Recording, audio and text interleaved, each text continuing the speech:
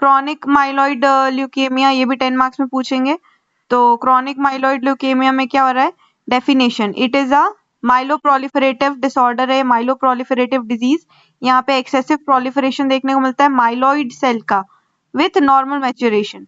ठीक है, normal maturation हैं पर एक्सेसिव प्रोलिफरेशन देखने को मिल रहा है माइलॉइड सेल का। ठीक है, उसके बाद फिर यहाँ पे क्लासिफिकेशन देखें क्रॉनिक माइलॉइड ल्यूकेमिया का, तो इसका क्लासिफिकेशन है, एक हो सकता है क्रॉनिक ग्रैन्युलोसिटिक ल्यूकेमिया, दूसरा है chronic myelomonocytic leukaemia, chronic neutrophilic leukaemia, eosinophilic leukaemia, ठीक है, जुवेनाइल वाला और RH नेगेटिव वाला। ठीक है, अब इसकी इटियोलॉजी क्या है, तो elements from exposure to ionising radiation and benzene.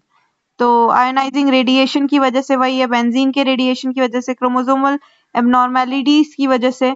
Aetiopathogenesis क्या होता है यहाँ पे, it is clonal myeloproliferative disorder characterised by high WBC with the appearance of immature cells in the peripheral blood, presence of abnormal nucleated red cell, high platelet also present।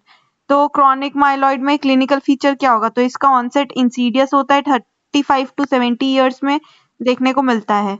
ठीक है, 35 to 70 years में देखने को मिलता है, और median as 55 है, juvenile 5 years में है, बोथ द सेक्स इन्वॉल्व है। सिम्टम्स में यहाँ पे ल्यूकेमिया में क्या होगा, anorexia, weakness, fever, sweating, pillar, breathing difficulty, exhaustion, fatigue, tiredness, weight loss, तो जनरल जो सिम्टम है।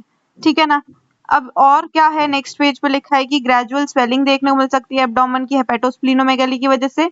ठीक है, स्प्लीनोमेगाली होगी, हेपेटोस्प्लीनोमेगाली होगी खतरनाक तरीके से, वही लिखा है बार बार, और ब्लीडिंग टेंडेंसी भी देखने को मिल सकती है। अदर सिम्टम में क्या लिखा है, डेफनेस होगा, नर्व पाल्सी हो सकती है, गाउट प्रियापिज्म वगैरह। ऑन एग्जामिनेशन अनीमिया देखने को मिलेगा। ठीक है, स्टर्नल टेंडरनेस, क्यूटेनियस हीमरेज होगा, स्प्लीन में इनलार्जमेंट देखने को मिलेगा। नेक्स्ट पेज पे लिम्फेडिनाइटिस देखने को मिलता है, लीवर भी इनलार्ज रहती है। ठीक है, और ये हो गया। नेक्स्ट इन्वेस्टिगेशन में WBC जो है इंक्रीज रहेगा, और डिफरेंशियल WBC जो जितने होते हैं, neutrophil, myelocyte, promyelocyte, metamyelocyte, blast cell, basophilia, eosinophilia, ये सब बढ़े हुए होंगे। Plenty of immature cells of the myeloid series भी देखने को मिलेगा। फिर हीमोग्लोबिन, RBC ये सब कम होगा, प्लेटलेट है ना, प्लेटलेट भी कम है, बेसोफिल बढ़ा हुआ है, न्यूट्रोफिल, अल्कलाइन फॉस्फेट डिक्रीज्ड है। बोन मैरो करवाएंगे, फिर बोन मैरो एग्जामिनेशन। ठीक है, उसमें हाइपरसेल्युलैरिटी देखने को मिलेगी, और फिलाडेल्फिया क्रोमोसोम देखने को मिलेगा, PH। ठीक है, इतना लिखेंगे। फिर नेक्स्ट पेज पे ये डायग्राम बनाया हुआ है, और ट्रीटमेंट कैसे करना है, कीमोथेरेपी और बोन मैरो ट्रांसप्लांट, और बाकी जनरल ट्रीटमेंट है।